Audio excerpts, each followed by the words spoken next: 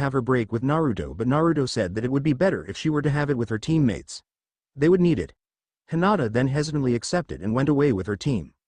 Sakura and Sasuke were already gone to parts unknown.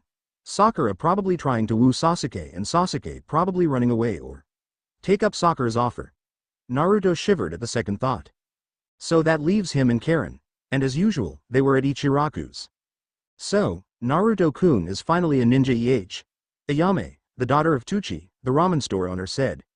Yeep. One small step for a giant like me, Naruto proudly beamed. Giant, you? Tucci smirked and earned a, hey, from Naruto. Naruto was a bit short after all and it became a sensitive issue to him. He's just waiting for his growth spurt. Still, a bit weird that they made a 5-man team. That never happened before, Naruto said to Karen, who was on his left before wolfing down his ramen.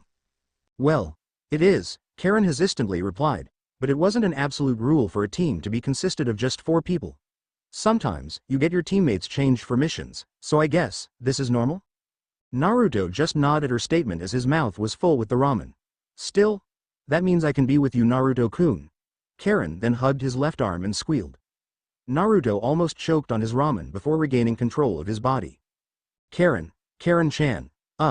Okay, Karen-chan. You're not gonna go all Sakura on me, are you? Naruto said while giving her a serious look. What? No, I'll have you know that I'm not a fangirl, thank you very much, Karen said. Okay. I'm just a bold girl who knows what she wants, but just because I have you on my sights doesn't mean that you're always on my sights, know what I mean? Karen then corrected her glasses again. I don't know what to say about that. Oh, it seems that our future Hokage isn't very well versed with women. Karen smirked and inched her face closer to Naruto's. Of course. I'm 12 for Kami's sake.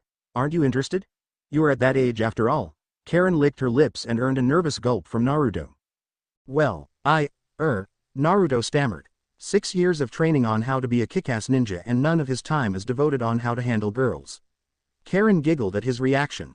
Alright, I'll give you some space to think about it, but, just for you to know, I'll be waiting, Karen said with a mischievous glint in her eye. Naruto chuckled nervously and scratched the back of his head. Ayame smiled at the two. She was glad for Naruto to finally have a girl to like him after all the hardship he went through. The boy that she regarded as her little brother certainly deserved it. Tucci whistled at the sight in front of him. Wow, already got a girl? But you should stay clear of girls for the moment. You know, them being one of the ninja's vices and all. Yeah. That's right, ninja vices. Naruto said, and Karen huffed and looked away at Tucci's statement. Just then, Karen saw a Naruto look alike. Naruto, there's an imposter of you, Karen said and pointed at the clone, who was reading a magazine. Naruto turned around to look at the clone. Oh yeah, that's one of my shadow clones, Naruto said and resumed his eating. I tell you, shadow clones are a godsend. It's like having expendable human labor with you 24/7. Shadow clones? Karen asked. Yeah, they're different from normal clones in that they can interact with the physical world. And they also have chakra and thus can use jutsus too, Naruto said. That factor alone makes them a cheap instant labor. Tucci shook his head. Damn you ninjas with your magics. What'd I give for an extra hand? Ayame then smacked his father on his arm, asking whether if her hand wasn't enough. Naruto chuckled at father-daughter interaction. They also have the same memories and skill as me. But, the best thing about them is that anything that was learned by the clones will be transferred back to me after they were dispelled. Karen's eyes bulged at hearing this. That means you could use it to cut down the time it takes to learn something. Naruto nodded. And perfect for scouting and infiltration too, since they don't leave anything behind, Naruto said. I've been using them to learn seals and other elements now at home. And also some other things, Naruto added. Karen beamed at this. Teach me then, the things that I could learn, and plus no more laundry for me. Do you know that this is a forbidden technique? Naruto asked, finally finishing his last bowl. Karen's face fell at hearing this. What? Why? Was it forbidden because of its potential to make people cheat? Karen asked and Naruto's sweat dropped. Probably. Anyway, that wasn't it. It's because every time you create a clone, your chakra is divided evenly between the clones. So if you have 100 chakra and you make a clone, then you and the clone will have 50 chakra each, Naruto explained and Karen nodded his head. So that means, a person can risk death if he creates too many clones that his chakra capacity cannot support, Karen said while correcting his glasses. So, I just create 1 or 2. Besides, just having 1 is enough. Naruto smiled at her. She's brilliant, just as expected. That and the info the clones learned could overwhelm you if you created too many, Naruto added again.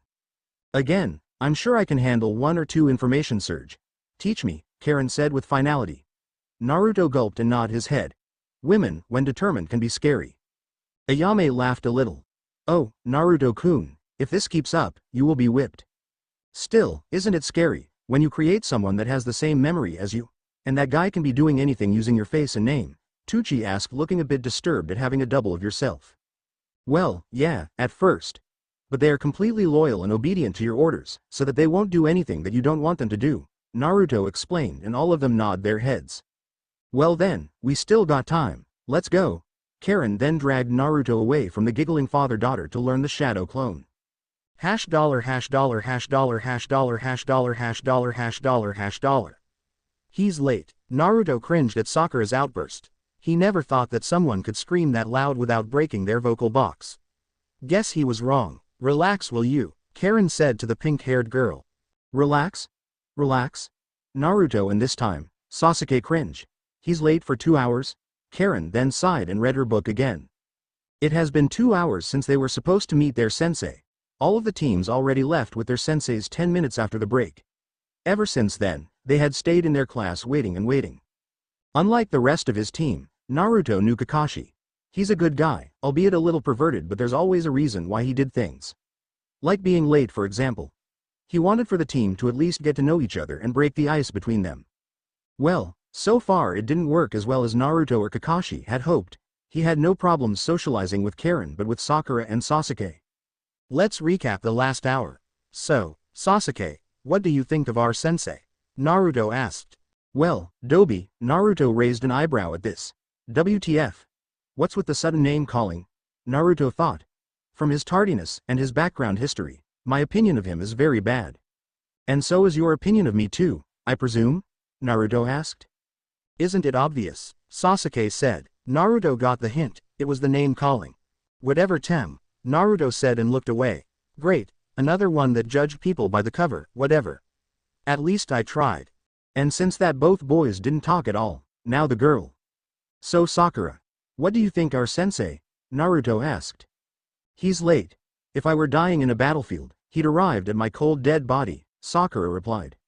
Yeah, but he knew we weren't in a battlefield, much less dying, Naruto said. That shows how much he thinks of us if he couldn't even be on time for something that isn't life-threatening, Sakura replied with an angry tone. Okay, maybe Kakashi-sensei isn't such a good topic, Naruto thought. And Naruto didn't talk with the both of them again for an hour. The door to their classroom opened and a head with spiky silver hair popped in. Yo, Kakashi said. He then scanned the genins. Sakura looked angry, Sasuke with his indifferent look. Karen looked as if she was scanning him too, and Naruto had a bit angry look. From his look, Kakashi knew they were on to a bad start. Of all the genins, I got tasked to watch over a mixed bunch like you guys. Well, whatever, Kakashi then walked towards the teacher's desk and sat on top of it. So, let's start the ice breaking in this freezing room, Kakashi said while hugging his shivering body from the imaginary cold. We'll start by introducing ourselves with our names, likes, dislikes, hobbies and dream or dreams if you have a lot. I'll start first. Name, you guys knew that. Hobbies. Reading erotic novels, Naruto thought. A lot of things. Likes and dislikes, not gonna tell you. Dreams. A lot, when I sleep. Done. Kakashi said with a clap. All of the genin's sweat dropped at this. Pinky start. Kakashi pointed at Sakura and she yelped as to being the second to start.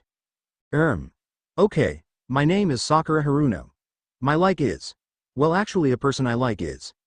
Sakura glanced at Sasuke and giggled. Everyone eye rolled at this, but Sakura didn't realize it. My dream is.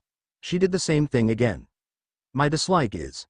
Late people, inner Sakura said, while Sakura looked away. Kakashi sighed. If he could play vague, so can his students. Fine, redhead, next. The name is Karen Kozuki. Likes are books and strong independent man. She glanced at Naruto and Naruto shivered a bit while Sasuke smirked, thinking that it was probably him. Dislikes is being weak and being used and people who never learn. Dream is. I'm still searching. Kakashi nodded. Well, at least she's stable. Thought that after living with Orochimaru, she would turn into another Anko. Good, dark boy, you're up. Sasuke frowned at him but Kakashi gave him an indifferent look. Name is Sasuke Uchiha. I don't really like anything but there are tons of things I don't really like. Isn't that the same as saying, I hate everything? Naruto, Kakashi and Karen thought. I don't like to use the word dream as it sounds weak, so I'll use the word ambition, to kill a certain man, Sasuke said with a serious voice. Sakura swooned at his coolness, while Karen looked at him weird.